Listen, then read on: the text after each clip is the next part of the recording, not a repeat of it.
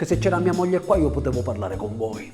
I primi tempi di questa emergenza alcune cose sembravano incredibili, c'erano delle cose che ci sembravano strane, tipo quando mia zia si presentò a casa e mi disse: Marco, incredibile, alla Lidl o supermercato, prima di trasere ti misurano la febbre, ora mi devo informare se alla Conad fanno l'ecografia, a così mi prenoto. Ma tu immagini? Peraltro ad alcune cose riusciamo ad abituarci, ad altre meno. Sì, perché ci sono alcune abitudini che noi siciliani avevamo e che non possiamo più fare, tipo le scampagnate. Ma noi siciliani la scampagnata ce l'abbiamo nel sangue. Adesso no, adesso fare le scampagnate è reato. Siamo passati dall'arrosto all'arresto. Ma tu immagini? Ave 2 anni che la Pasquetta la facciamo in videoconferenza. Una volta accendevamo la fornacella, ora addumiamo un computer. L'anno scorso per Pasquetta a pranzo in videoconferenza mio padre mi fa: Marco, tu che c'hai la stampante vicino,